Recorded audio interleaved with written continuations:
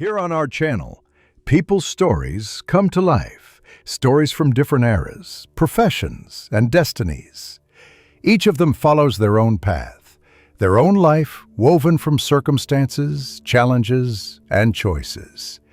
Before we step into their world, make sure to subscribe, and later, share your impressions in the comments. Now, let's begin. Some stories don't start with loud events.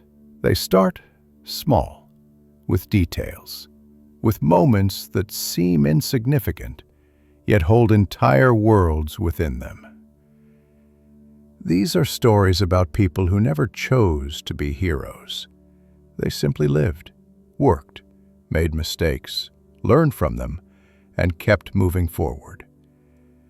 The lives of such people unfold like a slowly blooming flower, each petal revealing itself in its own time, each layer hiding new secrets, new pains, new joys. This is a story from a time when the world was just a little different.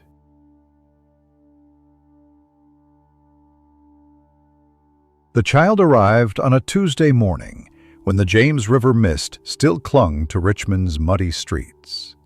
Small hands carried a cloth bundle, and eyes took in the wooden sign swinging above the door, a printing press carved into weathered oak. Inside, the world smelled different than anything known before. Sharp metal, thick oil, something like earth but cleaner. Paper. The scent would become as familiar as breathing. Master Harrison stood at the press, sleeves rolled despite the autumn chill. He glanced once at the new apprentice, nodded, and returned to his work. No welcome speech. The lesson began immediately. Watch, remember, stay silent unless asked. The press groaned and sighed as the master pulled the bar, and a sheet emerged bearing black letters in neat rows. Magic, it seemed then.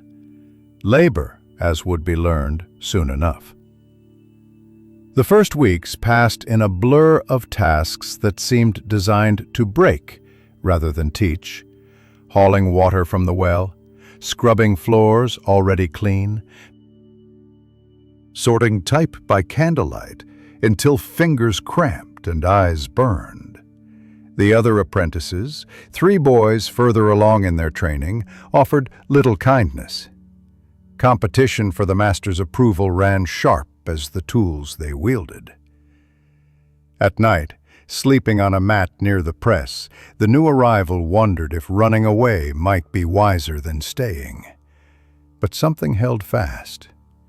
Perhaps the way sunlight fell through the shop windows each morning, illuminating dust motes that danced above the type cases. Perhaps the rhythm of the press itself, that steady heartbeat of wood and metal, speaking its own language. Or perhaps simply the absence of anywhere else to go. So the child stayed and watched, and slowly began to understand. The type cases revealed themselves as puzzles to be mastered.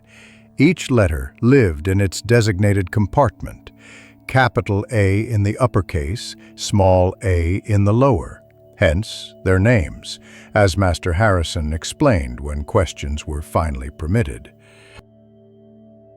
The backwards nature of it all confused at first. Reading became a new skill, seeing words reversed, understanding them both ways simultaneously. The lead letters felt cold and heavy, each one a small anchor holding meaning in place. Mixing ink proved an art requiring patience the young apprentice did not yet possess. Too thick, and it clogged the press. Too thin, and the words emerged ghostly, barely legible. Master Harrison's wife kept the recipe for their particular blend locked in her memory, parceling out instructions in careful measure. Linseed oil, lamp black, varnish in proportions that shifted with the weather and the work required. The smell became comforting, marking the difference between home, wherever that had been, and here, this place of transformation. By the second year, responsibilities expanded. Setting type for simple notices, bills of sale, announcements of ship arrivals. The work demanded absolute accuracy. A single wrong letter could change meaning entirely, turn profit into loss, create confusion where clarity was purchased. Mistakes were not beaten out of apprentices in Harrison's shop, but they were remembered. A ledger existed, kept by Mistress Harrison, noting every error. Pride proved a fiercer teacher than any strap. The customers who entered the shop became a kind of education themselves. Merchants smelling of tobacco and salt air, their voices booming orders for handbills. Plantation owners arriving in carriages, speaking in tones that expected immediate obedience, commissioning book plates and calling cards that announced their status to the world. Lawyers with pinched faces and precise instructions about contracts and notices. Each interaction taught the same lesson.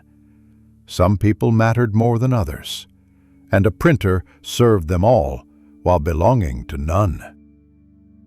Yet humor found its cracks between the hierarchy's stones. The older apprentices, once they accepted the newcomer's presence, shared jokes about difficult customers. Old Carruthers, who examined every proof sheet with a magnifying lens, searching for imperfections invisible to normal eyes.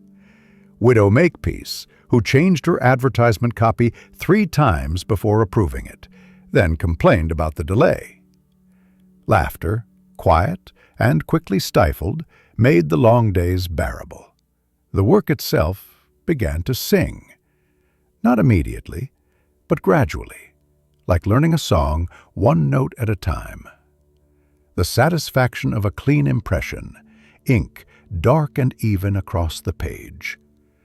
The geometric beauty of justified margins, each line ending precisely where it should. The small miracle of multiplication. 1 page becoming 50, 50 becoming 500. Words spreading across the colony like seeds finding soil. Power lived in this work, though the apprentice could not yet name it. Master Harrison rarely praised, but his silence shifted in quality. Watchful silence became acknowledging silence, then something approaching approval. Occasionally he allowed the apprentice to pull the press bar, feeling the resistance of the screw, the moment of pressure transfer, the release. That rhythm entered the body, became part of its knowing. The press was not a machine, but a partner, temperamental and demanding, yet honest in its way. Sundays brought brief freedom. After morning prayers, the afternoon stretched open like a clean sheet of paper. Walking along the river's edge, watching ships unload their cargo, manufactured goods from England, rum from the Indies, sometimes human cargo, chained and hollow-eyed. The apprentice learned to look away from what could not be changed, focusing instead on the river itself, constant and indifferent, flowing toward the bay and the vast ocean beyond. What lay out there in those distant places the ships came from? The question had no answer, but remained present nonetheless. By the 5th year, reading had become effortless in both directions. Books passed through the shop for binding or repair, and Master Harrison allowed his apprentices to examine them during slow hours. Political treatises, agricultural guides, novels from London, religious texts arguing fine points of doctrine. Words opened doors to worlds beyond Richmond's tobacco-scented streets. Ideas lived in those pages, some dangerous, some merely strange, all of them expanding what seemed possible to think. The older apprentices eventually completed their terms and left to seek positions as journeymen. New children arrived to take their places, and suddenly the one who had been youngest became a teacher, showing small hands how to sort type, explaining the backwards logic, demonstrating the proper grip on the composing stick, the circle completing itself. In teaching, understanding deepened. The work was not just craft, but a kind of alchemy, turning thought into object, making the invisible tangible. Master Harrison grew grayer, but no less exacting. His cough, barely noticeable at first, became a constant companion by the apprentice's 7th year. Mistress Harrison's face tightened with worry, though her hands remained steady as she managed the shop's business. The apprentice, now trusted with increasingly complex work, understood what was not spoken. Someday the press would fall silent in these particular hands, and someone else would need to keep it singing. The final year of apprenticeship arrived without ceremony. The work continued as always, but something had shifted. The apprentice who had arrived knowing nothing now knew this. Printing was power disguised as service. Every handbill, every newspaper, every pamphlet shaped how people understood their world. Truth and lies wore the same dress when set in neat rows of type. And some person with ink-stained fingers and an aching back, decided which words would multiply and spread, which ideas would find soil, and which would die unseen. The night before the apprenticeship term ended, Master Harrison spoke more words than he had in months. "The trade will keep you fed if you are careful. It will break you if you are not. Trust your eyes and hands more than any customer's promises. Remember that paper burns and words endure." He coughed, long and deep, then returned to his silence. Morning came with autumn light the color of honey. The apprentice, no longer that, but not yet quite something else, stood in the shop's doorway, looking back at the press, the type cases, the stacks of paper waiting to receive meaning. 7 years had passed inside these walls, 7 years of transformation so gradual, it seemed like standing still until this moment of departure. The future waited undefined, a blank page. But the hands knew their work now, and that would have to be enough. Richmond had grown while the journeyman's attention had been focused inward on the craft. New warehouses lined the river where tobacco waited in massive hogsheads for ships that would carry it across the Atlantic. More taverns opened to serve the increasing traffic of merchants and sailors. The streets still turned to mud when it rained, but now that mud bore the tracks of more wheels, more horses, more people seeking fortune in Virginia's expanding trade. Work came easily enough for someone trained in Harrison's shop. The new journeyman found employment with Kendrick, a printer who specialized in commercial work and had more orders than time. The pay arrived weekly, actual coins, not just room and board, and for the first time, choices existed. A rented room above a cooperage, meals at the ordinary instead of whatever the master's wife provided. Small luxuries, a better coat, soap that did not smell of lye alone. Occasionally, a pamphlet purchased for the pleasure of reading rather than printing. Kendrick ran his shop differently than Harrison had. Speed mattered more than perfection, volume more than craft. The journeyman learned to work faster, to accept good enough when excellent would take too long. Bills of lading, auction notices, broadside advertisements for runaway servants and slaves, the work poured through in an endless stream. The press never cooled. At night, arms ached with a different quality of exhaustion, the kind that came from haste rather than care. Yet the coins accumulated in a leather pouch hidden beneath the floorboards. Each one represented a step toward something that had begun as a dream and was slowly hardening into intention. A shop. Independence. The word tasted strange, both sweet and frightening. To be master of one's own press, beholden to customers but not to an employer, seemed almost presumptuous for someone who had arrived in Richmond as a child with nothing but a cloth bundle. The taverns provided a different education than the print shop. After work, the journeyman joined other tradesmen at the Three Crowns: carpenters, blacksmiths, coopers, the occasional lawyer slumming among the artisans.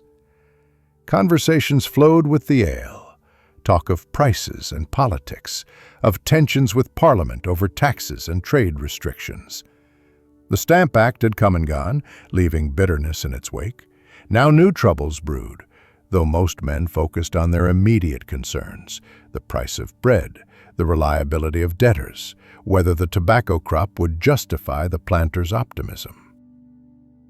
A friendship developed with Marcus Webb, a carpenter whose hands bore the same kind of knowing that came from years of skilled work. They took meals together, shared complaints about difficult customers, occasionally attended cockfights on Sunday afternoons, though neither much enjoyed watching creatures tear each other apart. Webb had a sister, Helen, whose smile carried something that made the journeyman's carefully laid plans momentarily seem less important than they were. She worked in her brother's household, managing his home since his wife had died in childbed 2 years prior. When the journeyman visited, Helen served cider and spoke of books she had read, borrowed from the lending library that a widow named Mrs. Pettigrew had established. Intelligence shone in her eyes, along with something else, an awareness of limits, of how far a woman without fortune could hope to rise, regardless of her qualities.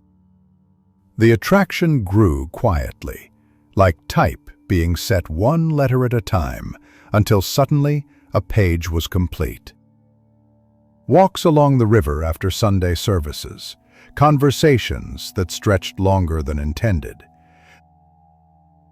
Marcus approved, or seemed to, though he said little directly. The journeyman began to imagine a different future than the one carefully planned, a partnership of more than just business, a home that held warmth as well as a press. But Helen's eyes held questions that her mouth did not ask. What could a journeyman offer? The room above the cooperage barely held one person. The coins beneath the floorboards represented years of saving, but still not enough for both a shop and a proper household. And there was something else, unspoken but present in the space between them. She was the sister of a carpenter, respectable enough, while the journeyman remained someone who had arrived from nowhere, whose family was unknown, whose prospects depended entirely on the work of ink-stained hands. The decision came from her, gently but finally.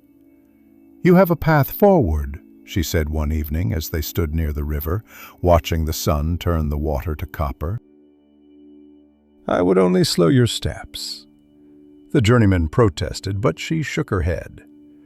Within a month, she had married a tobacco factor's clerk, a man with a steady position and a house his father owned. At the wedding, she smiled at the journeyman with something that might have been regret or might have been relief, perhaps both. Marcus remained a friend, though their meetings grew less frequent. The journeyman returned to the singular focus of saving, working, planning. The ache of loss faded into something duller, a reminder that choices had consequences, and some doors, once closed, did not reopen. Work at Kendrick's shop continued, but restlessness had taken root. The journeyman proposed a partnership, bring in new business, share the profits, gradually buy into ownership. Kendrick agreed, or seemed to. They shook hands on terms that were discussed but never written down. A mistake, as would become clear. But trust came too easily then. Surely a fellow printer understood the value of a man's word. For nearly a year the arrangement worked. The journeyman brought in new customers, including a physician who wanted a small book of observations printed, and a merchant who commissioned a series of handbills for his imported goods. The work was good, the customers paid reliably, and the journeyman's share of the profits should have been substantial. Should have been. Kendrick's accounting proved slippery as river eels. Expenses appeared that had not been discussed. Paper costs were calculated at higher rates than the journeyman knew them to be. When challenged, Kendrick grew indignant. "You question my honesty, after I gave you employment." The argument escalated until it became clear that no partnership had ever truly existed in Kendrick's mind. Only additional labor he did not have to pay full wages for. The journeyman left, taking nothing but the original tools that belonged to no one but their user. The knowledge in the head, the skill in the hands, and a considerably reduced pouch of savings. The loss burned less for the money than for the stupidity of trusting handshakes and promises. A hard lesson, purchased at high cost. New employment came through Mrs. Pettigrew, the widow who ran the lending library. She had acquired a small press for printing library receipts and catalogs, but had no one who could operate it properly. The position paid less than Kendrick had, but the work was honest and the employer proved fair.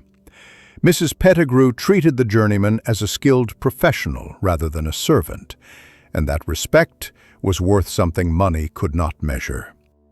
Her shop became a gathering place for those who valued books and ideas. Merchants' sons preparing for college, lawyers seeking precedence, even the occasional planter's daughter allowed to expand her mind beyond needlework and household management. The journeyman set type for Mrs. Pettigrew's catalogs and notices, but also listened to the conversations that flowed around the shelves. Talk was growing bolder. Questions about the rights of colonists, the justice of taxation without representation, whether blood ties to England should matter more than practical interests. A ship captain named Davison became a regular visitor, bringing books from Philadelphia and Boston when his trade routes carried him north. He and the journeyman developed an easy acquaintance. Davison spoke of other ports, other print shops, how information flowed along the coast like cargo, news from one colony spreading to the next. "Your trade is more important than you know," Davison said one afternoon. Printers are the veins through which the body politic learns its own thoughts. The journeyman considered this while setting type for a catalogue of theological works. Power and danger, intertwined like threads in rope. Every printer chose what to print and what to refuse. Every printer became, in some small way, a gatekeeper of ideas. The responsibility felt heavier than the lead type. The leather pouch beneath the floorboards grew again, slowly, coin by coin. The dream of a shop remained, though its shape had changed. Not a partnership with someone who might prove false, but sole ownership, complete independence, however modest the scale. Better to control less than to share control of more with those who could not be trusted. Years passed in this manner. The journeyman was no longer young, though not yet old. Richmond continued its expansion, and so did the hunger for printed matter. The time was approaching, like a ship visible on the horizon, when the coins would be enough, when the leap toward independence could finally be made. The waiting had taught patience. The betrayal had taught caution. And the loss of what might have been with Helen had taught that some things, once chosen, could not be unchosen. Only the work remained constant, and that would have to be enough. The shop sat on a side street, where the morning sun reached early, but the fashionable carriages rarely ventured. Small, certainly, 2 rooms and a cellar for paper storage, but the lease agreement bore a signature in ink that would not fade. The press itself had been purchased from the estate of a printer in Williamsburg, who had died without heirs. Old but solid, its wooden frame seasoned by decades of use.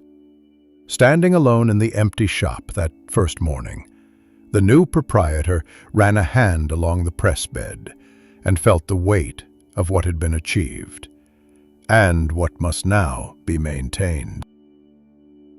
The sign outside read simply, "Printing done here."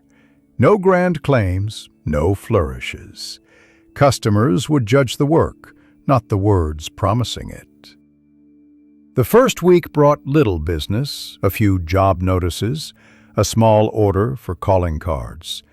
But Mrs. Pettigrew sent acquaintances, and Captain Davison mentioned the new establishment to merchants needing bills of lading. Slowly, steadily, the work arrived. 2 apprentices joined within the first month, both younger sons of tradesmen seeking to place their boys in useful occupations. Teaching them brought back memories of being taught, of Master Harrison's exacting standards and rare praise, the cycle continuing as it must. One boy, Thomas, showed natural aptitude. The other, Peter, worked hard but lacked the essential quality, the ability to see the work whole before it was done. Still, both learned, and their labor freed the master printer to focus on composition and customer relations. A weekly newspaper seemed an obvious addition to the commercial printing. Richmond had grown large enough to sustain one, and the income from subscriptions and advertisements would provide stability against the uncertainty of job work. The Virginia Gazette already served Williamsburg, but Richmond deserved its own voice.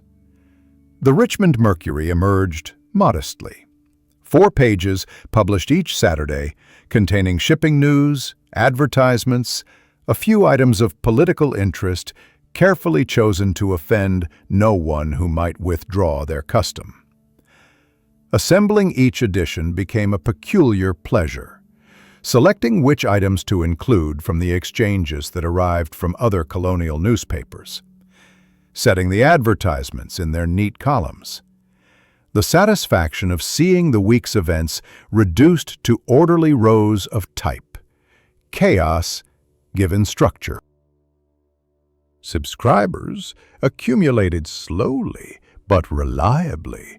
Merchants who wanted to track ship arrivals, planters seeking information about prices in other markets, housewives looking for notices of goods newly available. The advertisements themselves formed a curious portrait of colonial life. Rewards offered for runaway servants and slaves. Descriptions, detailed and impersonal. Notices of estate sales, the accumulated possessions of the dead dispersed to new owners. Livestock for sale, land for lease, apprentices wanted, medicines promising cures for every ailment. Each small notice represented someone's hope or desperation, reduced to a few lines of type at 6 pence per insertion. One evening in late autumn, After the apprentices had gone to their beds, and the shop held only the familiar smells of ink and paper, the master printer worked on the next edition's layout. A routine task performed countless times. The advertisement section needed arrangement. Notices arriving throughout the week had to be organized into columns that would justify properly. Eyes moved across the handwritten copy, calculating space, mentally composing the lines. Something caught the attention. A pause, barely conscious at first. An advertisement for the sale of 3 horses, geldings suitable for farm work, inquiries to be directed to a Mr. Ashford at the Swan Tavern. Nothing remarkable, except the phrasing felt odd. Stilted in a way that suggested English was not the writer's native tongue, yet the handwriting was educated, confident. And the name Ashford appeared nowhere in the mental catalogue of Richmond's inhabitants that any printer naturally accumulated. The notice was set in type and promptly forgotten amid the week's other tasks. But the next week brought another peculiar advertisement, this time for a shipment of barrel staves available for immediate purchase. Again, the phrasing seemed just slightly wrong, and again, the contact name was unfamiliar. Coincidence, surely. Richmond attracted new merchants constantly. 3 weeks later, a third notice appeared, offering to purchase raw wool in quantity. The master printer set it in type mechanically, then stopped. Something nagged at the edge of awareness, like a word half remembered. The 3 advertisements, if one looked at them together, but why would anyone do that? They were unrelated commercial notices from different customers who had paid their 6pence and expected their words to appear in print. Yet, that evening, after the shop closed, the master printer retrieved the previous week's editions from the shelf where back issues were stored, laid them on the work table, read the 3 advertisements in sequence. Nothing obvious connected them. Different products, different supposed sellers, different taverns for contact. But the phrasing in each carried that same slightly off quality. And, this was interesting, the handwriting on all 3 submission copies, while attempting to look different, shared certain formations. The capital A, the way the final letter of each word tailed slightly upward. Probably nothing. Richmond had its share of eccentrics, and perhaps some merchant simply had peculiar habits of expression, and disguised his hand for reasons of his own. The master printer returned the papers to their shelf, and went to bed thinking of other matters. Thomas needed correction on his letter spacing, and a customer was late paying for a substantial printing job. But the advertisements continued. Approximately 1 each week, always small, always commercial in nature, always just slightly peculiar in their phrasing. And once attention had been drawn to them, a pattern became visible that could not be unseen. Certain words appeared repeatedly across different notices. Immediate, quantity, inquiries, suitable. Common enough terms in commercial advertising, yet their frequency seemed higher than chance would suggest. Winter arrived, with cold that made the shop almost unbearable until the stove had been burning for hours. The master printer's hands grew stiff in the mornings, requiring more time to warm into their full dexterity. Business slowed, as it always did when weather made travel difficult. The long evenings allowed time for curiosity that busier seasons would not have permitted. A ledger emerged, kept privately, recording each suspicious advertisement. Not suspicious, that was too strong a word. Curious. Noteworthy. The ledger showed 12 such notices over 3 months, an average of 1 per week, though some weeks had none and 1 week had 3. Products varied wildly: horses, barrel staves, wool, indigo, ship's rope, butter, candles, tobacco, wheat, nails, leather goods, salt pork. No pattern there, but the awkward phrasing remained consistent, and so did certain recurring terms. One night, unable to sleep for reasons unclear, the master printer lit a candle and studied the ledger. 12 advertisements. What if, and this seemed absurd even in the thought, what if the actual products being advertised were irrelevant? What if the notices themselves served some other purpose entirely? But what purpose could a stranger's advertisement in a weekly newspaper serve except to announce goods for sale or purchase?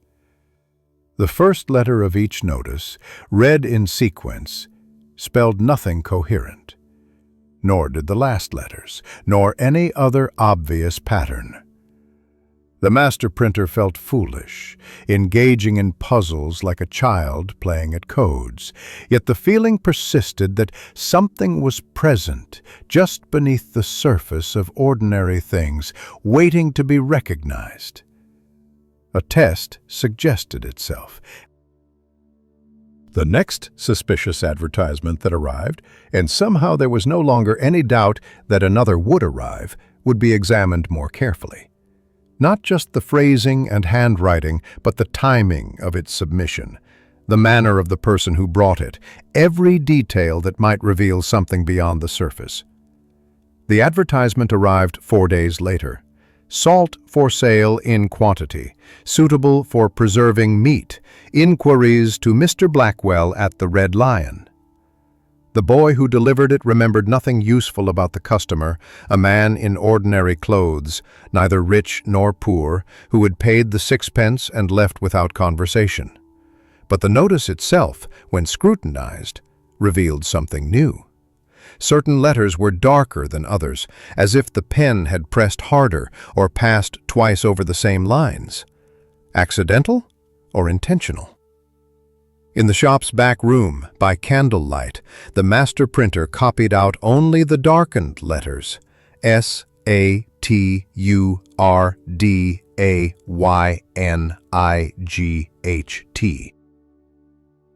Saturday night.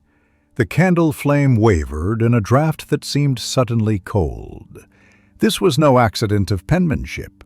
This was deliberate. This was a message hidden inside a message, and it had been passing through the newspaper for months, and the master printer had been the unwitting instrument of its transmission. Sleep did not come that night. Instead, questions multiplied in the darkness. Who was sending these messages? Who was receiving them? What did Saturday night signify? This Saturday, or some future one? And most pressing, what should a printer do upon discovering that their press had been used for purposes unknown, possibly dangerous, certainly secret? Morning brought no answers, only the day's work demanding attention. Thomas and Peter arrived and began their tasks, oblivious to the fact that the world had shifted slightly on its axis. The press pulled its usual rhythm. Customers came and went. The Mercury's next edition took shape. But everything now carried a double awareness: the surface of ordinary business, and beneath it, something else entirely. Something that once noticed could not be ignored, no matter how much safer ignorance might have been. The private ledger grew thicker with observations that could not be shared. Each week brought new advertisements that fit the pattern, ordinary on the surface, peculiar beneath. The master printer developed methods of examination invisible to the apprentices. A careful study of submitted copy before setting type. notes made after the shop closed, back issues reviewed by candlelight, searching for connections that might explain the purpose behind the hidden messages. Winter gave way to early spring, and with the better weather came increased business. A planter's daughter was to be married, requiring printed invitations on fine paper. A merchant commissioned a catalog of his imported goods. The Mercury's subscription list grew as Richmond expanded. Prosperity should have brought satisfaction, yet the master printer moved through each day carrying the weight of knowledge that divided the world into two versions, the one everyone else saw, and the one visible only to eyes that had learned what to look for. The coded advertisements arrived with reliable irregularity, roughly once per week, sometimes twice. Occasionally, none for 10 days. The messages extracted from darkened letters remained brief and cryptic. Thursday dawn appeared in late February. 3 ships came in March. Delayed until month end emerged from an advertisement offering farm implements. Each message meant something to someone, but what and to whom remained opaque. Thomas proved himself increasingly capable at the press, requiring less supervision. This freed time for the master printer to focus on the newspaper's composition, which now served dual purposes: the legitimate one of assembling news and advertisements, and the secret one of tracking the hidden communications passing through its pages. Peter remained enthusiastic but clumsy, breaking more type than seemed possible for someone who had been working with it for months. Patience with Peter's limitations grew thin, though the boy tried earnestly enough. Captain Davison returned to Richmond in April, his ship loaded with manufactured goods from England. He stopped by the shop to place an advertisement and stayed for conversation, as was his habit. The master printer considered, not for the first time, whether to mention the coded messages. Davison traveled widely, heard things in other ports, might know something useful. But the words would not come. Speaking of it would make the knowledge real in a way that silence did not. And Davison, for all his friendliness, remained someone whose true loyalties were unclear. These were complicated times, with colonial relations with Parliament growing more strained. A ship captain might serve many masters. Instead, they discussed ordinary matters, the quality of the spring tobacco crop, rumors of new taxes being debated in London, whether the tensions between colonies and crown would ease or worsen. Davison's eyes held something thoughtful as he spoke. "Information is its own kind of cargo," he said before leaving. "More valuable than most, and more dangerous to carry." The statement lingered in the master printer's mind long after Davison's departure. Had it been a casual observation, or something more pointed? Impossible to know, and the uncertainty itself was exhausting. Every conversation now seemed to carry potential double meanings, every customer a possible participant in whatever network the coded messages served. A mistake came in May, born of fatigue and distraction. Mrs. Pettigrew visited the shop to discuss printing a new lending library catalog. She had been kind when the master printer was merely a journeyman, and that old debt of gratitude loosened tongue and judgment. Over tea in the shop's back room, the master printer mentioned noticing peculiar patterns in some advertisement submissions. Not the full truth, but enough to invite questions. Mrs. Pettigrew's expression sharpened with interest. What sort of peculiarities? The master printer retreated immediately, claiming only that some customers seemed to disguise their handwriting for no clear reason, probably meaningless eccentricity. But Mrs. Pettigrew was not foolish. Her eyes held questions, even as she accepted the deflection and turned the conversation back to the catalog specifications. The next week brought a visitor, a man in good but not expensive clothes, introducing himself as Mr. Wickham, newly arrived in Richmond to establish a trading concern. He wished to place an advertisement announcing his services.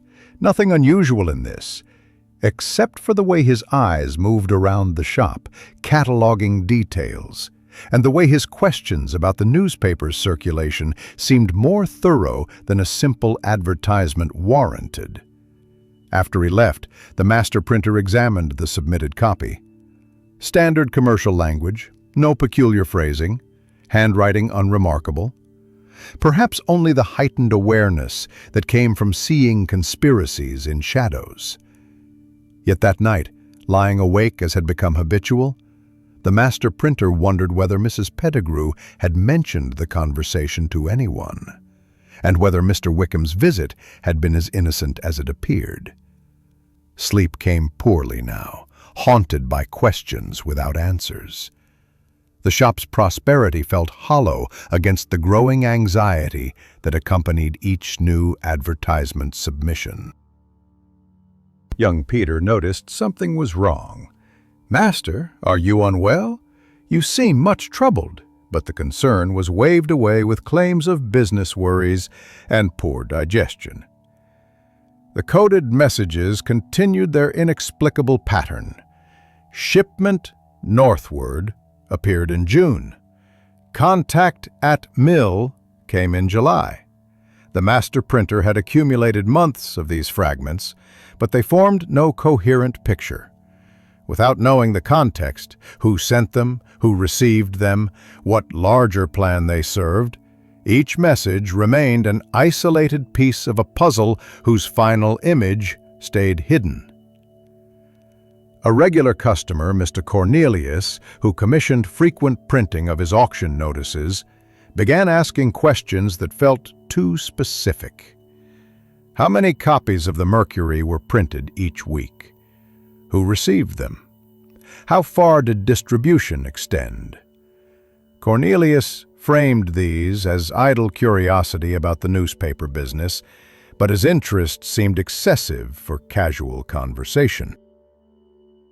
The master printer provided vague answers and felt the net of suspicious awareness tightening. Thomas asked one evening why certain advertisement submissions were being copied into a separate book before typesetting. The question was innocent, simple observation from an apprentice learning to notice details. But it revealed how inadequate the secrecy had been. The private ledger was moved from the shop to the rented rooms above the cooperage, where it could be locked in a trunk. Thomas received a curt answer about record-keeping and looked hurt by the tone. Another small casualty of this unwanted knowledge. August brought oppressive heat and news from the north. Tensions between colonists and British soldiers in Boston had erupted into violence. The Mercury reported what could be gleaned from exchange papers, carefully neutral in its phrasing. But customers were less neutral, their conversations sharp with opinions. Some defended Parliament's right to tax. Others spoke of natural liberties and governmental overreach. The master printer listened to all and committed to none, which was itself a position that satisfied no one. A new coded message appeared in late August. "Autumn transfer, when leaves turn." The phrasing was more elaborate than usual, almost poetic. Something significant was being communicated. That much felt certain. But what? Transfer of goods? Money? People? And when leaves turn was imprecise. Early autumn or later? The frustration of knowing that meaning existed, while remaining unable to grasp it, became almost physically painful. September arrived with cooler temperatures and a growing awareness that the situation could not continue indefinitely. The master printer was not an investigator or a spy, merely someone who set type and pulled impressions. This mystery belonged to others, constables, magistrates, whoever dealt with such matters.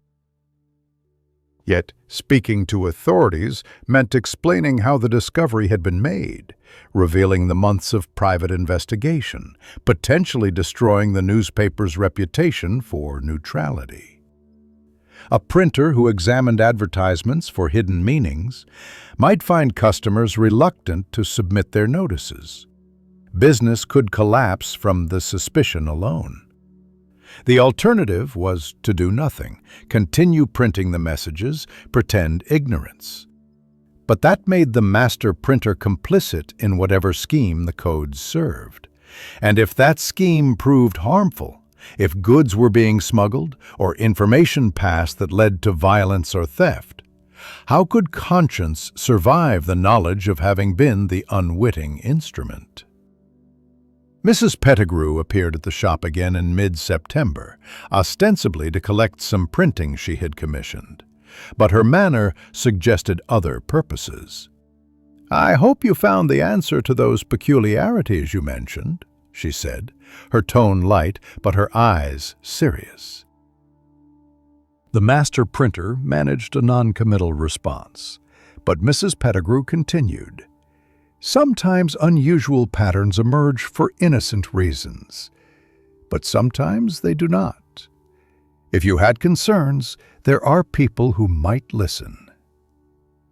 The statement hung in the air between them. Mrs. Pettigrew knew something, or suspected something, and was offering a connection without quite stating it directly. The master printer thanked her for the thought and retreated behind the excuse of work demanding attention. But the offer remained, a possible path forward through territory that had become increasingly treacherous. That night, the locked trunk in the rented rooms was opened and its contents reviewed. Months of observations, patterns noted, messages decoded.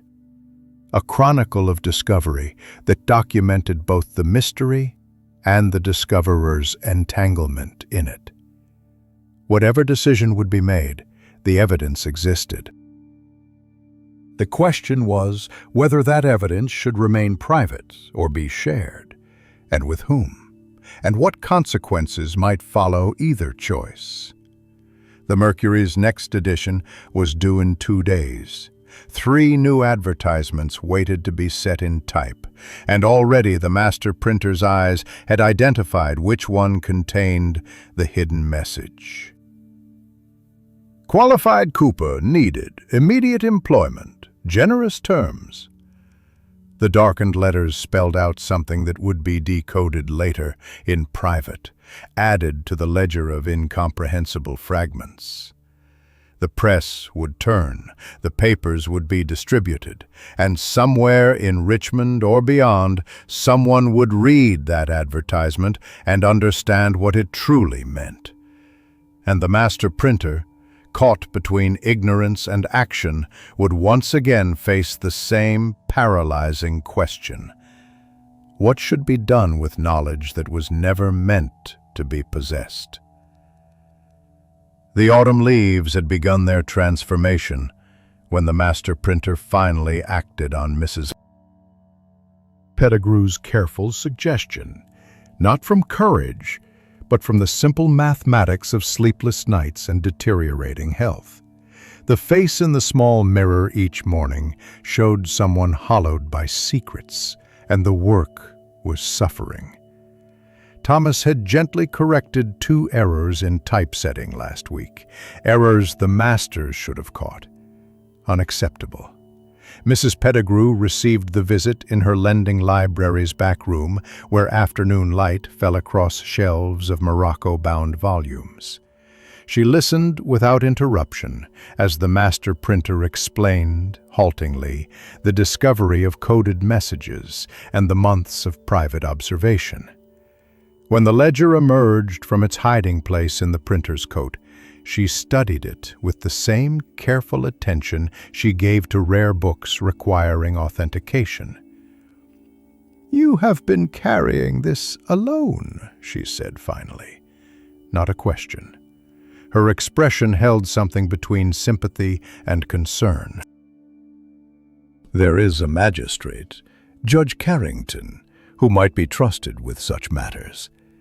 He is discreet, and he understands that information often arrives from unexpected sources." The master printer wanted to ask how Mrs. Pettigrew knew such things, what made her confident in Carrington's discretion. But the questions died unspoken. Some knowledge was better left unexamined. She arranged a meeting for the following Tuesday, at the judge's private residence rather than his office. Fewer eyes notice visitors to a home than to a courthouse. Relief should have followed, but instead came only a different flavor of anxiety. The decision to speak had been made, but the consequences remained unknown. The ledger was copied, the original hidden again, a duplicate prepared for the judge. This duplication felt like building an ark before the flood, preparation for disaster that might never arrive or might sweep everything away regardless. Judge Carrington's home sat on a street where the better sort of Richmond citizens resided. A servant answered the door and led the master printer to a study lined with legal volumes. The judge himself was younger than expected, perhaps 40, with the careful eyes of someone whose profession required weighing testimony for truth. Mrs. Pettigrew was already present, which provided some small comfort. The explanation was given again, more coherently this time. The judge examined the duplicate ledger, asked precise questions about timing and methods of message submission, requested examples of the actual advertisements. His face revealed nothing of his thoughts. When the master printer finished speaking, silence filled the room like water rising. "You understand," Carrington said eventually, "that what you describe suggests organized communication of a sophisticated nature. Such networks typically serve purposes beyond mere commercial convenience." He paused, selecting his next words with visible care. "These are complicated times. Loyalties divide along lines not always visible. The question becomes, what purpose does this network serve?" The master printer had no answer, had never progressed beyond simply documenting the pattern's existence. Carrington nodded as if this confirmed something. "I will make inquiries, but discreetly. Your newspaper must continue operating normally. These messages must continue to appear, at least for now. Otherwise, whoever uses this channel will know their secrecy has been compromised and will simply find another method." The instruction to continue printing the coded messages felt like complicity formalized. But Carrington's logic was sound. Breaking the channel without understanding it would accomplish nothing. The master printer agreed, though the agreement tasted bitter. Walking back through Richmond's streets, the master printer felt the weight shift, but not lift. The knowledge was now shared, which should have brought relief. Instead came the awareness that more people knowing meant more potential for the secret to escape containment. And there was something else, harder to name, a sense of having crossed a threshold from which return was impossible. The next coded message arrived 3 days later. "Warehouse District, after dark." Setting the type, the master printer's hands trembled slightly. Thomas noticed, asked if all was well. "Only tired," came the answer. True enough, though not the whole truth. Never the whole truth anymore. October brought news from Boston, more confrontations between colonists and soldiers, rhetoric growing heated in the colonial assemblies. The Mercury reported these matters with continued neutrality, but customers were increasingly divided in their reactions. Mr. Cornelius stopped his regular orders abruptly, no explanation given. 2 new subscribers appeared, both asking questions about circulation that seemed too detailed for casual interest. A pattern was emerging that had nothing to do with coded advertisements. People were watching the shop, or watching the master printer, or both. Not obviously, not threateningly, but present nonetheless. A man across the street who appeared there too frequently. A customer who asked to see back issues and spent unusual time examining the advertisement pages. Small things, perhaps meaningless, perhaps not. The mistake came in early November, born from the instinct to trust those who seemed friendly. A new customer arrived seeking to print a pamphlet about agricultural methods. Thomas Green, who claimed to be a planter's son with modern ideas about crop rotation. His manner was easy, his conversation engaging, and over the course of several visits to discuss the pamphlet's specifications, something like friendship seemed to develop. Green expressed interest in the newspaper business, asked intelligent questions about printing methods, shared observations about Richmond's growth. The master printer, starved for conversation that did not carry the burden of hidden meanings, responded with unusual openness. When Green casually mentioned noticing some advertisements with peculiar phrasing, it seemed natural to acknowledge having observed the same thing. "Probably just merchants who cannot write proper English," the master printer said with a laugh that tried to dismiss the topic. But Green's expression changed subtly, a sharpening of attention quickly masked. "Yes, probably that," he agreed, and steered the conversation elsewhere. The pamphlet was approved for printing, payment made, and Green departed with promises to return for the finished copies. He never returned. 2 weeks later, the pamphlet remained unclaimed, the payment barely covering the paper and labor costs. And in those 2 weeks, the character of attention focused on the shop changed. More obvious now, less carefully hidden. A man followed the master printer home one evening, not threateningly, but not concealing his presence either. The message clear: you are being watched, and we want you to know it. Sleep became nearly impossible. Food lost its taste. The shop's walls seemed to press inward. Thomas asked again if something was wrong, his young face creased with genuine concern. This time, the master printer snapped at him harshly, then immediately regretted the tone. "I apologize. Business worries, nothing more." Thomas accepted this with the patience of someone who knew he was being lied to, but lacked the standing to press for truth. A visit to Judge Carrington became necessary. The judge listened to the account of Green and the subsequent surveillance, his expression darkening. "You should have told no one anything," he said, not unkindly, but firmly. "Now they know you have noticed the pattern. This complicates matters considerably."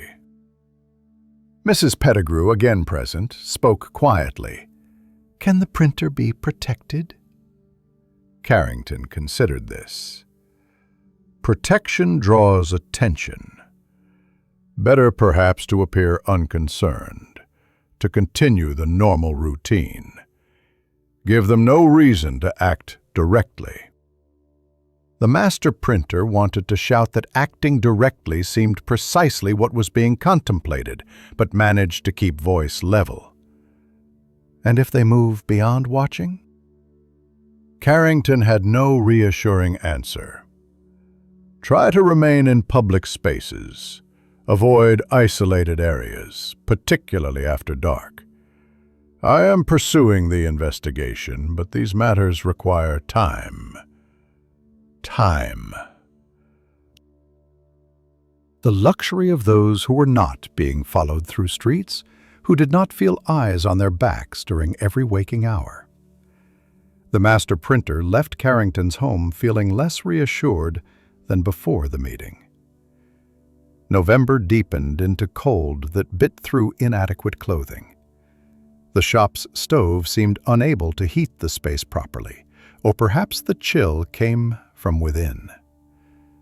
Business continued because it had to. Bills needed paying. Apprentices needed feeding. The press needed feeding with paper and ink. The Mercury appeared each Saturday, its advertisement section continuing to carry the coded messages that had started all of this.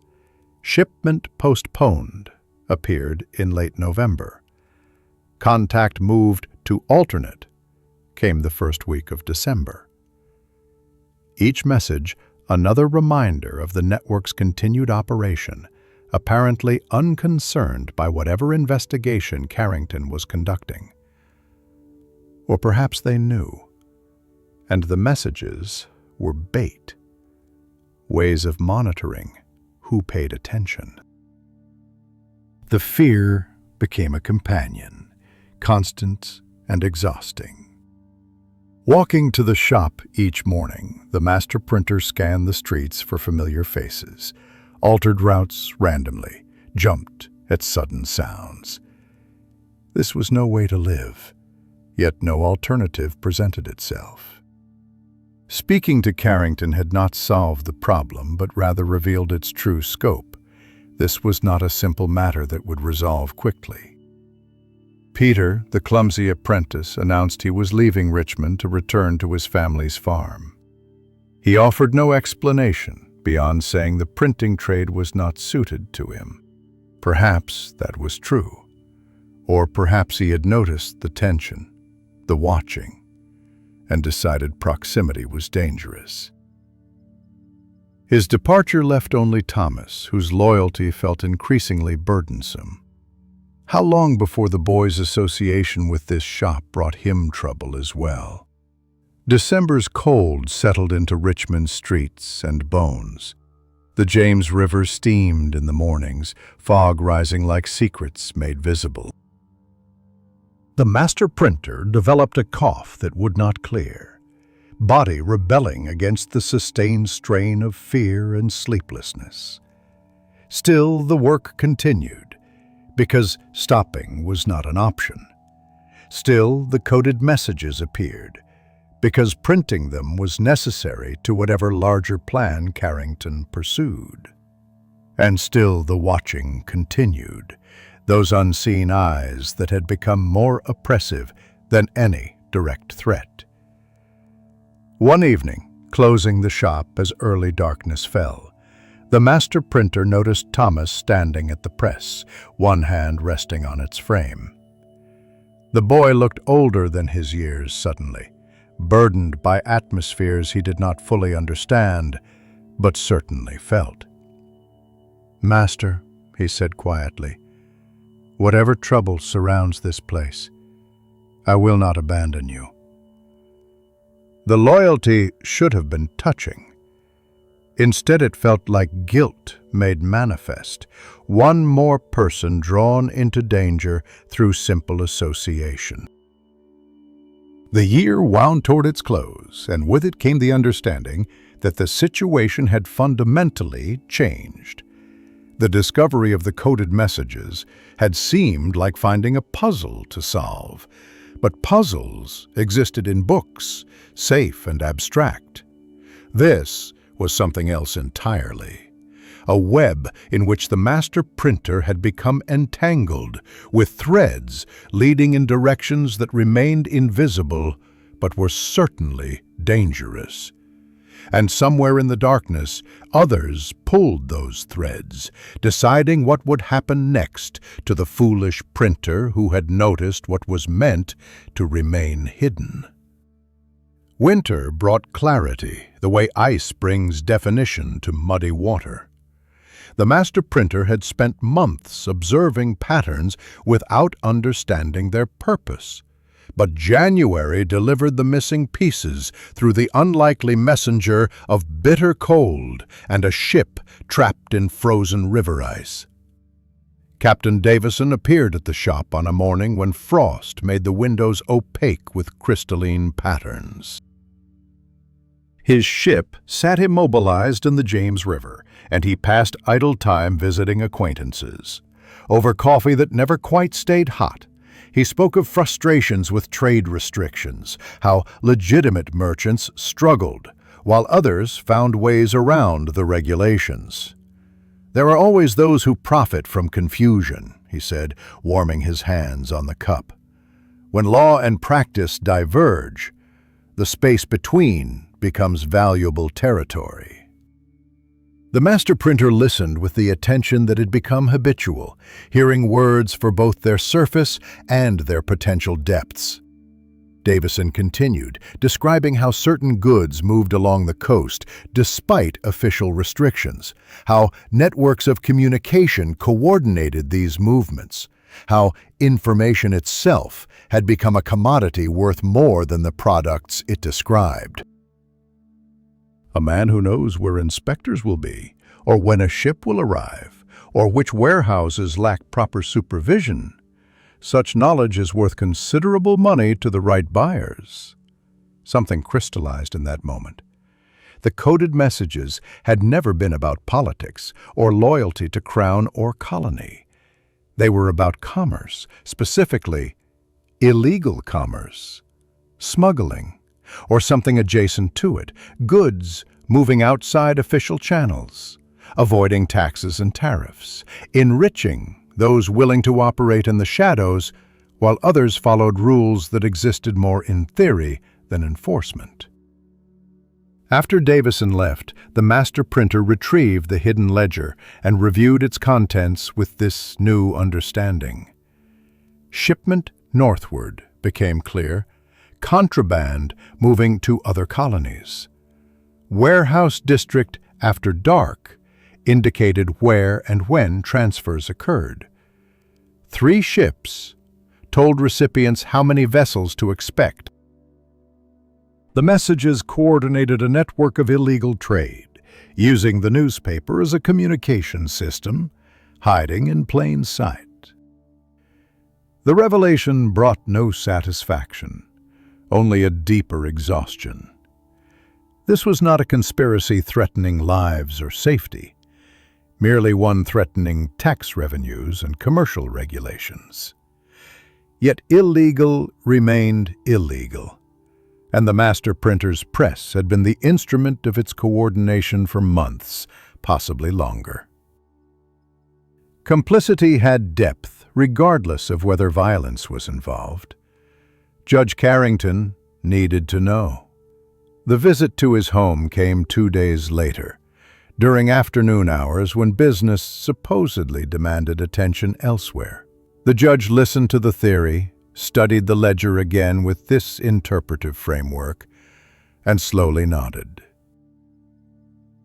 Smuggling networks have existed since Parliament began restricting colonial trade. They grow more sophisticated as enforcement increases.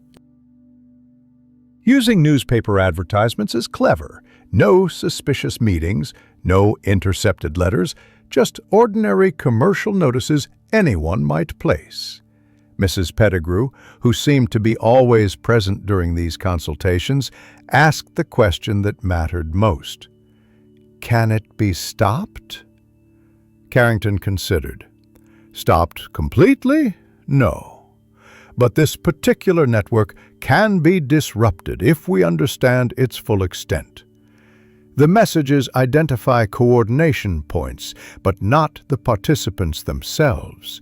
We need those names. The master printer had been documenting messages, but had never attempted to trace their origins beyond noting that different people delivered the advertisement submissions. Now that effort began in earnest. Each suspicious notice was examined not just for its hidden content, but for any detail about who had placed it. The few descriptions available from Thomas, and from the master printer's own memory, men of varying ages, nothing distinctive in dress or manner, paying their sixpence and departing without conversation. But one detail emerged upon reflection. Several submissions had been made by the same person at different times. A man of middling height with a scar along his left jaw. Not a distinctive scar, easily missed if one was not paying attention, but present across multiple advertisement placements separated by weeks. This man was not merely a random courier, but someone integral to the operation. February brought the first thaw, and with it, increased river traffic. Ships that had waited out the worst cold now moved through the James River, carrying cargoes, legitimate and otherwise. The Mercury's advertisement section swelled with notices of goods newly available, estate sales, ships seeking cargo for northward voyages. And hidden among them, the coded messages continued. Eastern route compromised. Use alternate. Appeared in early February. Payment delayed, pending clearance. Came a week later. The watching that had been so oppressive in December had eased somewhat, or perhaps the master printer had simply grown accustomed to its presence. Either way, daily life continued with that strange duality of normal surface and hidden investigation beneath. Thomas had grown quieter, more observant. He asked no direct questions, but his eyes held awareness beyond his years. A breakthrough arrived on a Tuesday morning when the man with the scarred jaw appeared to place another advertisement. The master printer was ready, having prepared a casual question. You place notices for several different merchants, I believe. If you have regular business, we might arrange a discount for frequent submissions. The man's expression flickered. Wariness or calculation? Impossible to distinguish. I run a service connecting those who have goods with those who might purchase them. Nothing irregular. His voice carried an accent, German perhaps, faint but present. Your newspaper reaches appropriate eyes.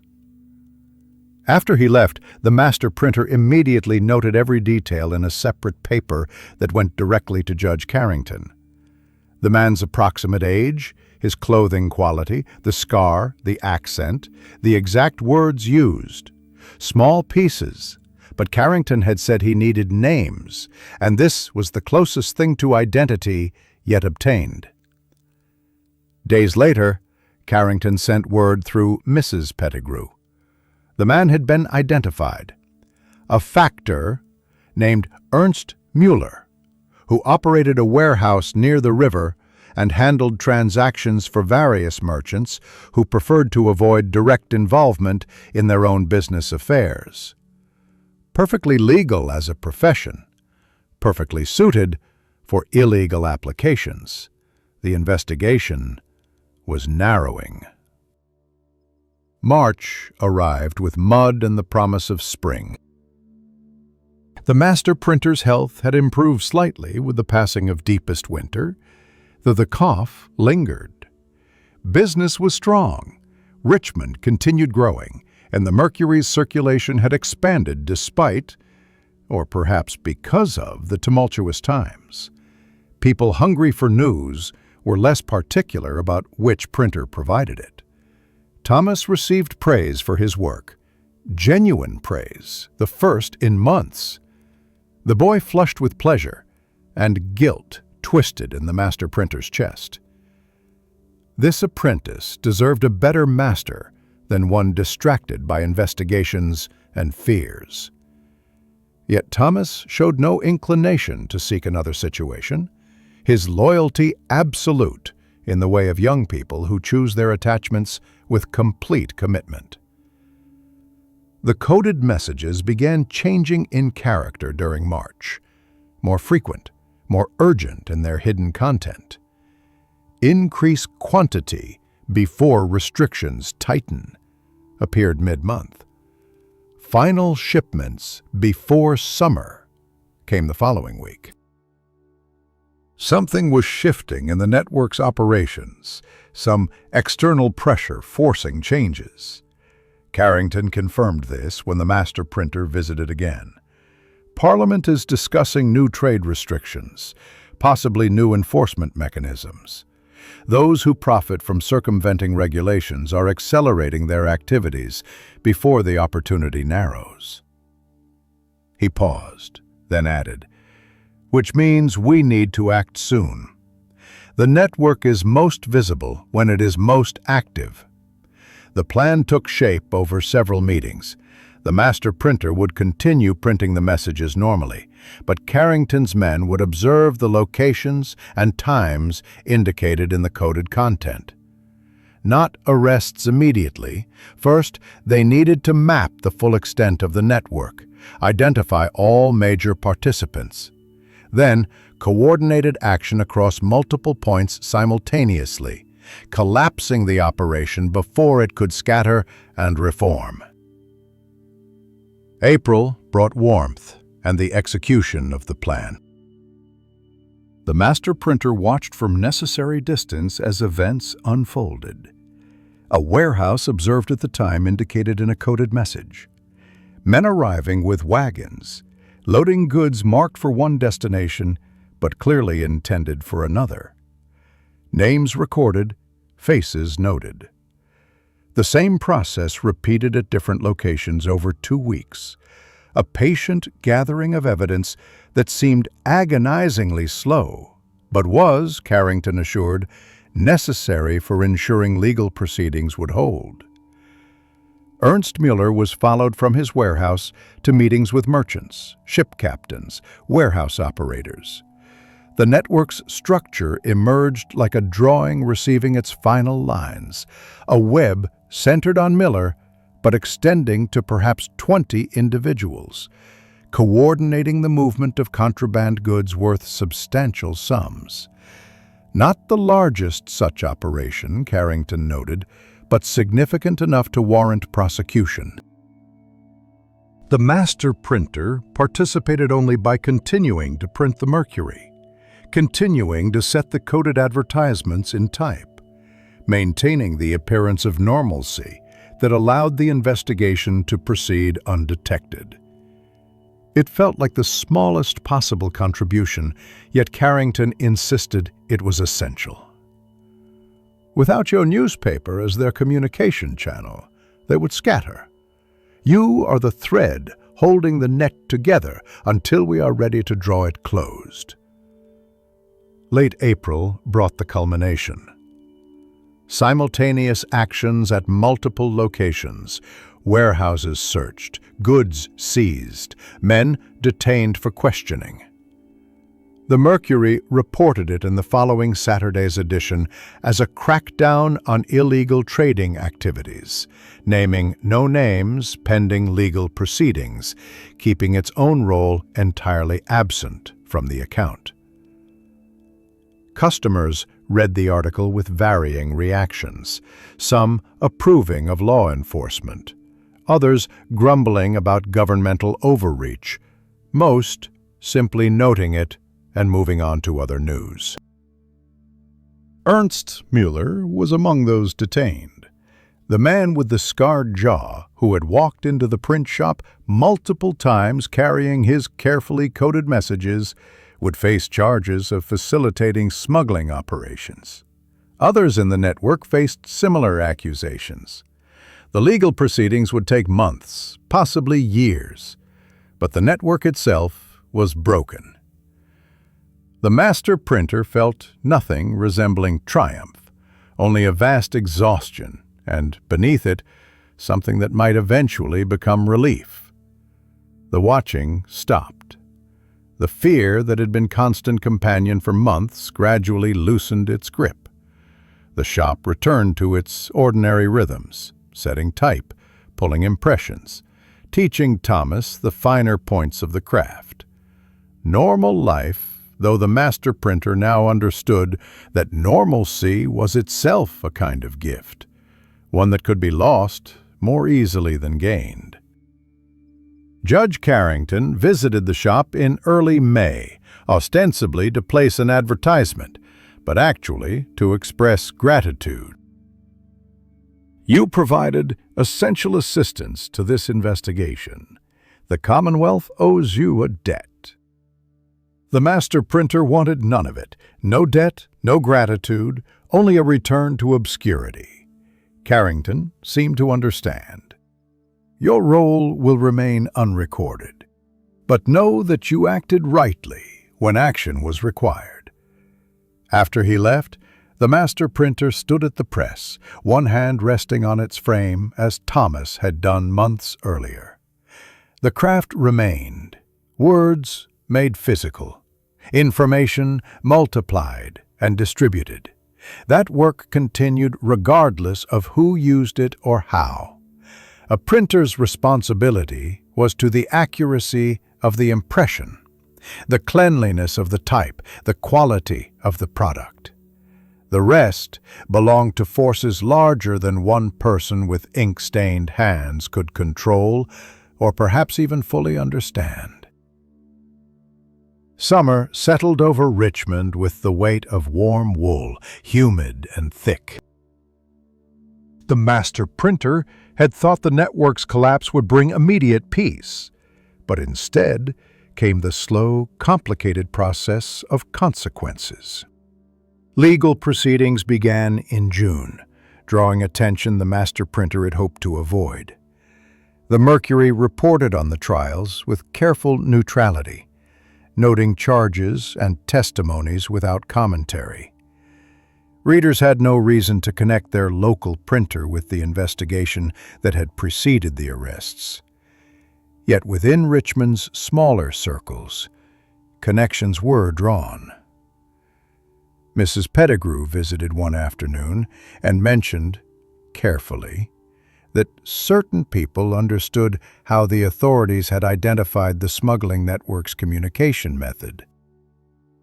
"Judge Carrington has been discreet, but information moves regardless of intentions to contain it." Her expression carried warning wrapped in kindness. "Some of those connected to the detained men are not pleased." The watching returned, though in different form. Not surveillance seeking to understand, but rather observation that wanted to be noticed, a reminder that actions had consequences beyond legal proceedings. The master printer spotted familiar faces from the old network, men who had escaped prosecution but lost profitable arrangements. They appeared on the street when the shop closed, sat in taverns the master printer frequented, made their presence felt without making direct threats. Thomas noticed, of course. The boy had developed instincts for reading atmospheres, for sensing when ordinary encounters carried additional weight. "Those men are not customers seeking printing," he observed one evening. The master printer confirmed this with silence, and Thomas asked no further questions. But his watchfulness increased, and he began staying later in the shop, as if his presence provided some form of protection. The legal proceedings dragged through summer's heat. Ernst Muller's trial drew particular attention. A man of previously decent reputation, now revealed to have coordinated extensive illegal operations. His defense claimed he had merely facilitated transactions between willing parties. that the regulations he circumvented were unjust parliamentary impositions that Virginians should resist. The argument found sympathy among some observers, though not with the jury that ultimately convicted him. Others connected to the network received varying judgments. Ship captains claimed ignorance of their cargo's true nature. Warehouse operators insisted they had only rented space, not participated in illegal activities. Some were convicted, some acquitted. Some accepted lesser penalties in exchange for testimony against others. The master printer followed these proceedings in exchange papers from Williamsburg, where the trials were held, and felt a strange detachment from events that had consumed so much of the past year. Captain Davison appeared in late July, his ship newly arrived with legitimate cargo. He came to the shop with a complexity in his expression, approval mixed with something harder to name. "You made choices that were not easy," he said after the apprentice had been sent on an errand. "Some would call them brave. Others would call them foolish. I suspect you call them neither, only necessary." The master printer had no response to this. Davison continued, speaking carefully. "The men you helped prosecute had associates who escaped legal consequences. They believe you cost them substantial income. Such men have long memories." He paused, then added, "I would suggest caution, particularly after dark, particularly alone. These are not people who forget debts they believe they are owed." After Davison left, the master printer sat at the compositor's bench and considered what had been accomplished and what it had cost. The smuggling network was broken, yes. Illegal goods move slightly less freely along the Virginia coast. Tax revenues that should have reached colonial and parliamentary coffers might actually do so now. But was Richmond safer? Was justice served? Or had one network simply been removed so another might eventually take its place? August brought a small measure of vindication when Judge Carrington visited again, this time with news. "Several of Mueller's associates have left Virginia. One departed for the Caribbean, 2 others for Pennsylvania. They seem to have concluded that remaining here was inadvisable." The implied message was clear. The danger had lessened, though not vanished entirely. Life began its slow return to rhythms that predated the discovery of coded messages. The Mercury published its weekly editions without hidden communications lurking in the advertisement columns. Customers placed their notices, which were set in type and printed without the master printer examining every letter for potential concealed meaning. The constant vigilance that had become habitual gradually relaxed its grip, though certain habits remained. Varied routes home, awareness of who stood nearby in public spaces, doors locked earlier than necessary. Thomas completed another year of his apprenticeship, his skills now advanced enough that he could manage significant portions of the work independently. The master printer began teaching him the business aspects, calculating paper costs, negotiating with suppliers, maintaining customer relationships. Practical knowledge for when the boy would eventually establish his own shop, as he surely would. The thought of that future departure brought relief rather than loss. Thomas deserved better than to be associated with a master whose past actions had created lingering resentments. September arrived with cooler temperatures and a visitor who surprised more than any other might have. Helen appeared at the shop one afternoon, the woman who had chosen a tobacco factor's clerk over a journeyman printer years earlier. She was widowed now. Her husband had died the previous winter of a fever. and she came ostensibly to place an advertisement seeking a position as a housekeeper. But her eyes held something else, a recognition that they had both traveled complicated paths since their last significant conversation. They spoke briefly, formally, the advertisement details arranged with perfect propriety. As she prepared to leave, she paused. "I heard you were involved in that legal matter involving the smugglers. That took courage." The master printer deflected the compliment, but Helen continued, "Marcus speaks well of you still. He says you chose rightly when choice was difficult." Her brother's approval, delivered second-hand, carried more weight than might be expected. After she departed, the master printer stood in the shop's doorway, watching her figure recede down the street, and felt the ghost of old possibilities. But ghosts were insubstantial things, and the present demanded attention. Still, something had shifted in that brief encounter, a recognition that the past year's events had changed how others perceived the printer who had simply wanted to run a modest shop and avoid complications. October brought news from the north. More tensions with Britain, talk of colonial congresses, and coordinated resistance to parliamentary authority. The political situation that had formed the backdrop to the smuggling network now moved center stage. The Mercury reported these matters with continued neutrality, though customers increasingly demanded the paper take positions. Some wanted denunciations of British tyranny. Others wanted defense of lawful authority. The master printer refused both, understanding that neutrality itself was a position, one that satisfied no one, but allowed the widest possible readership. Mrs. Pettigrew visited to commission printing of new library catalogs and stayed for tea. Their conversation wandered across various topics before she addressed what seemed her actual purpose. "You have been through trials that would have broken lesser individuals. I wanted you to know that those who understand such things hold you in regard."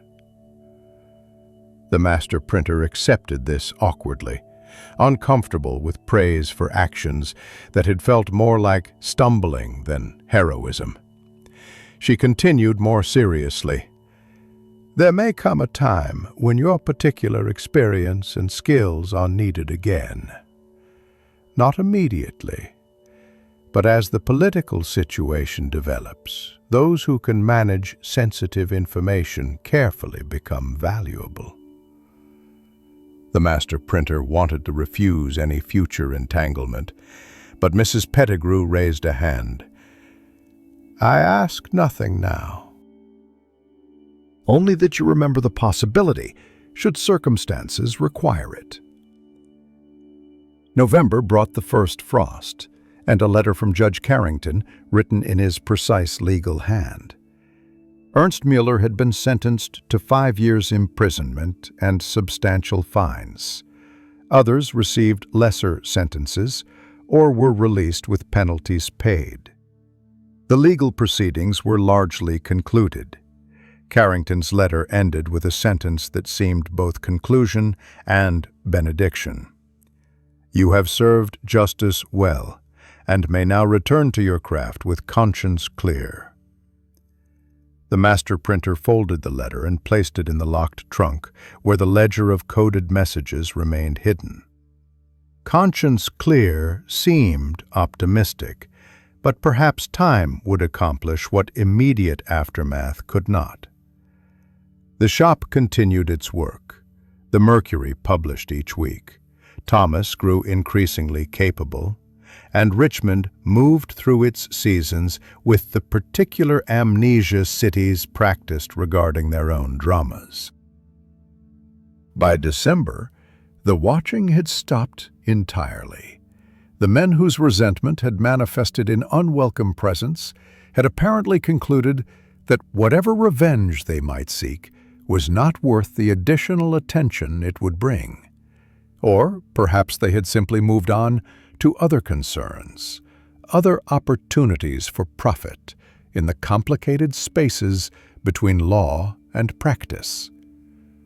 Either way, their absence brought a relief the master printer had not quite dared to hope for. The year wound toward its end, with the shop prosperous enough, the apprentice thriving, the newspaper established as a fixture of Richmond's commercial life. What had been gained from the past year's turmoil? The dismantling of one illegal network that would likely be replaced by others. Some increase in tax revenues that might or might not benefit the colonies they were extracted from. Personal knowledge that doing right often brought more complications than doing nothing. And perhaps, buried beneath the exhaustion and lingering caution, a small kernel of satisfaction that when the moment had arrived demanding action, paralysis had not won. Thomas swept the shop's floor as the year's final day faded toward evening. The press stood quiet, its work done for the day. Outside, Richmond settled into winter darkness, smoke rising from chimneys into cold air. The master printer locked the door and walked home through familiar streets, no longer scanning for watchers, no longer carrying fear like a constant companion. Just a printer returning from a day's work, anonymous among the other anonymous workers making their way to rest. Normal life, ordinary existence, the simple gift of being unremarkable. It was enough. It had to be enough. And perhaps, finally, it was. The print shop on the side street had acquired a quality of permanence that structures gain when they survive their early uncertainties. 5 years had passed since the coded messages and their unraveling, and the building itself seemed to have settled deeper into Richmond's growing landscape. The wooden sign still swung above the door, though weather had faded its carving. Inside, the press continued its work with the same groaning rhythm, though different hands now pulled the bar more often than not. Thomas had become a journeyman, as skilled as any printer in Virginia. He had offers from shops in Williamsburg, and even one from Philadelphia. But he remained, his loyalty outlasting the circumstances that had tested it. The master printer suspected Thomas stayed partly from genuine attachment, partly from stubborn determination to see his training through to some undefined completion. Either way, his presence allowed the master printer to step back from the press's immediate demands and focus on the aspects of the trade that age suited better: composition, customer relations, the delicate negotiations that kept a business thriving. A new apprentice had joined 2 years prior, a girl, whose father had died, leaving his widow with too many children and too little income. The law did not prevent female apprentices in trades that required literacy rather than physical strength, though custom made them rare. Sarah proved quicker at learning type than most boys the master printer had taught, her small fingers deft at the sorting cases, her eyes sharp for errors that others missed. Thomas treated her as a younger sister, protective but not condescending. And between them, they managed the shop's daily production, while the master printer handled the newspaper's editorial decisions. The Mercury had weathered the Revolutionary years with careful neutrality that satisfied no faction entirely, but offended none enough to provoke suppression. When independence was declared, the newspaper reported it as fact rather than triumph or tragedy. When British forces threatened Virginia, the Mercury provided information about troop movements and supply needs without inflammatory rhetoric. When the war finally ended and the new nation began its uncertain experiment in self-governance, The newspaper documented these developments with the same measured tone that had characterized its coverage throughout. Some subscribers had left in anger at perceived insufficient enthusiasm for independence. Others had left for perceived insufficient loyalty to the Crown during the occupation years. New subscribers replaced them, people who valued information delivered without the decorator's flourishes of partisan passion. The master printer had learned during the coded message affair that neutrality was itself a position, one that required as much conviction as taking sides, but offered different rewards. Mrs. Pettigrew had indeed called upon the master printer's services again during the war years, though not in the dramatic manner her earlier suggestion had implied. Twice, she had asked for discreet printing of documents that could not pass through regular channels, communications between colonial committees, lists of sympathizers who needed warning about British movements. Nothing involving codes this time, only the careful timing and distribution that printing allowed. The master printer had provided these services and asked no payment beyond material costs, understanding that some debts outlasted their original circumstances. Judge Carrington had died 3 years previous, fever taking him as it took so many regardless of their station or contribution. His funeral had drawn Richmond's prominent citizens, and the master printer had stood in the back, another anonymous mourner, remembering the judge's precise questions and careful discretion. A good man, as far as such judgments could be made. The kind whose absence diminished the world in ways that were noticed only gradually. Captain Davison still appeared periodically, his ship now flying the flag of the new Republic rather than the British ensign. He had adapted to changed circumstances, as successful merchants must, finding profit in whatever system governed trade. His visits to the shop had become brief. An advertisement placed, a few words exchanged, the easy acquaintance of people who shared history without needing to discuss it explicitly. He had brought news the previous year that Ernst Müller had died in prison, fever again, and the master printer had felt nothing beyond a distant acknowledgement that a chapter was truly closed. Helen had remarried, a widower with grown children, who needed a capable wife to manage his household. She seemed content enough when the master printer encountered her occasionally at market. They exchanged pleasantries with the careful friendliness of people who had once meant more to each other, but had grown into different lives. Her brother Marcus had moved to Norfolk to establish a shipbuilding business, and the master printer missed his steady friendship more than seemed reasonable for someone who had always been somewhat solitary by nature. The shop itself had expanded modestly. A second press had been purchased when the Mercury's circulation grew beyond what one press could efficiently produce. The back room that had once held only paper storage now contained a proper compositors area where Sarah worked most days, her concentration absolute as she built lines of type into columns of meaning. Watching her work sometimes brought back memories of being that age, of everything being new and requiring such fierce attention. She would leave eventually, as apprentices did, and establish her own shop somewhere. The thought brought satisfaction rather than concern, the craft continuing, knowledge passing to another generation. The locked trunk in the master printer's rooms still held the old ledger documenting the coded messages. Occasionally, during sleepless nights that came more frequently with age, it was retrieved and examined.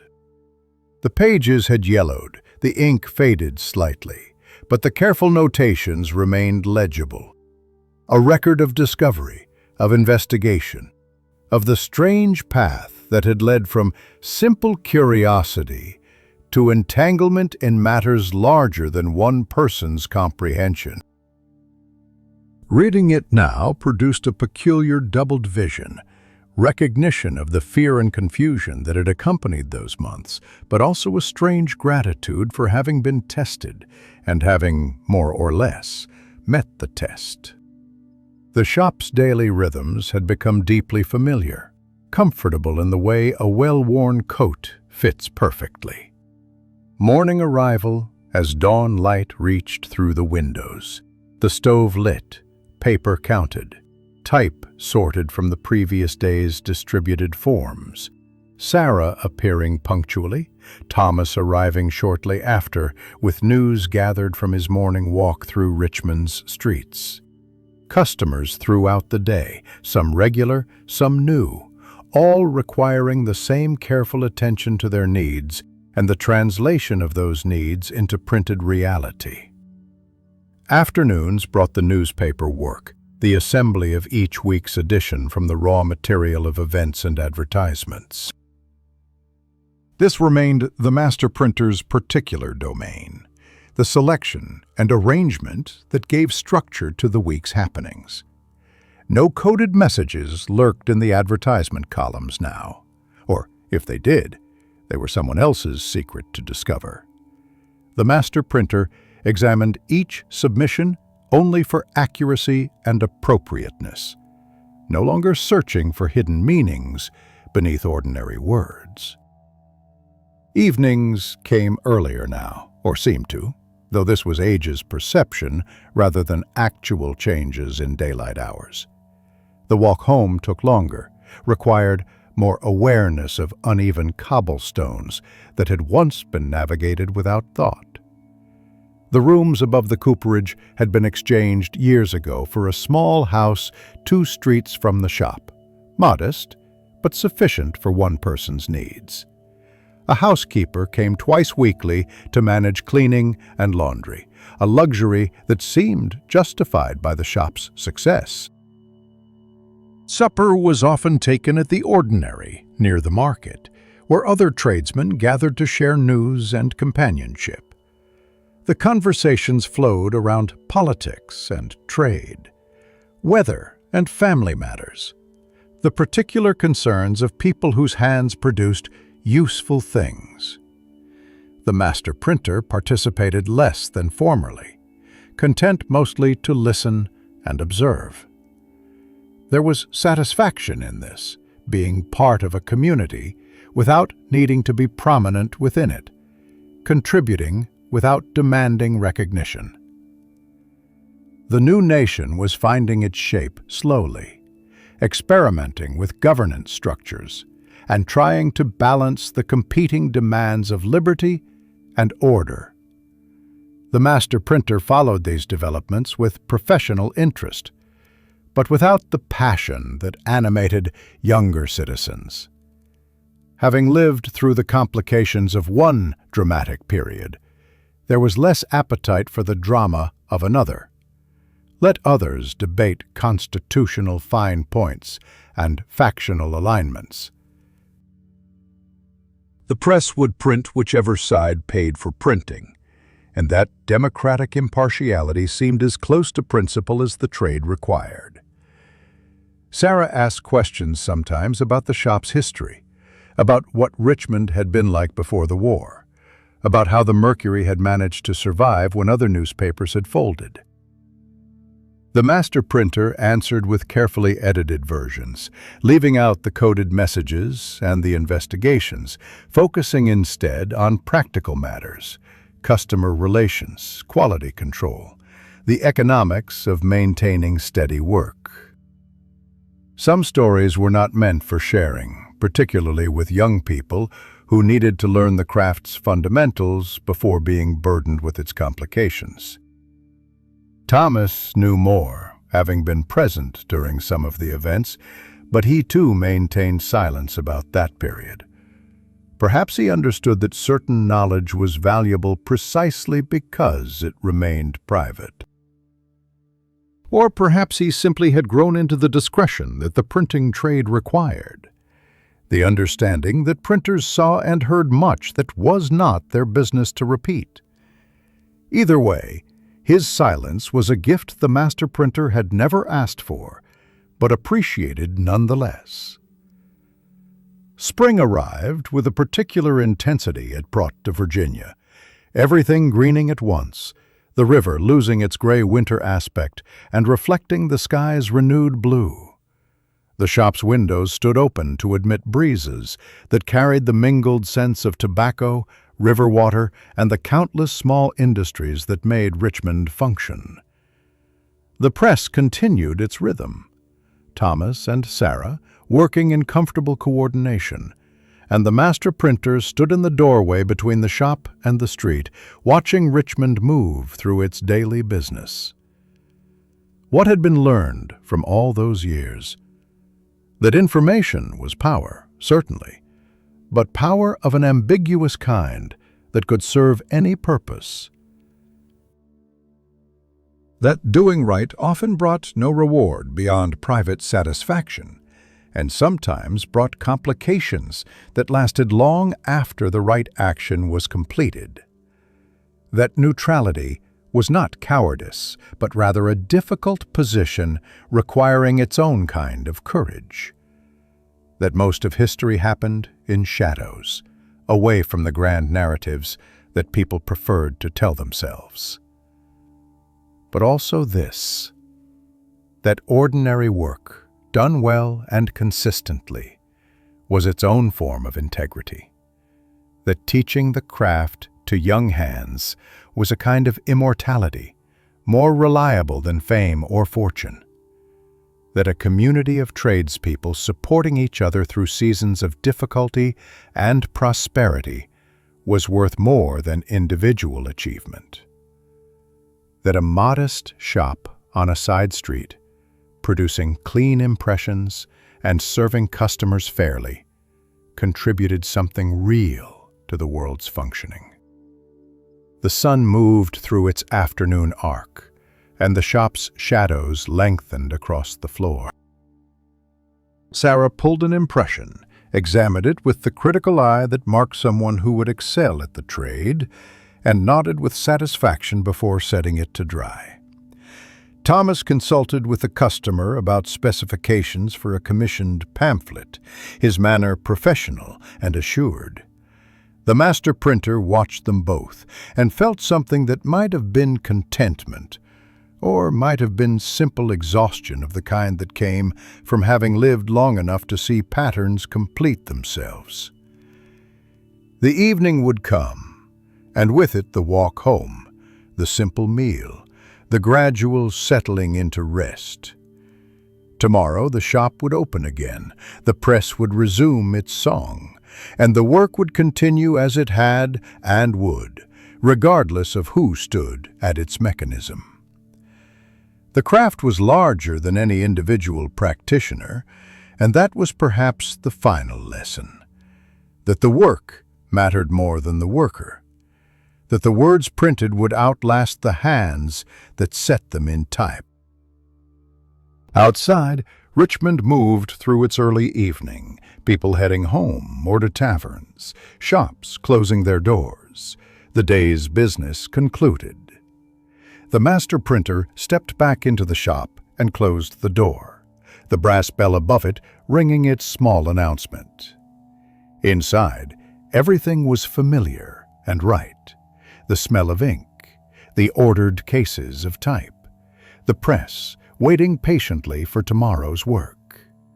A life measured in impressions pulled and pages distributed, in letters arranged and meaning multiplied. It was enough. It had always been enough. And in the growing darkness, with the day's work complete and tomorrow's work waiting, that knowledge brought a peace that no grand achievement could have provided. Just this, the craft continuing, the work enduring, and the quiet satisfaction of a day lived well in service to something larger than oneself.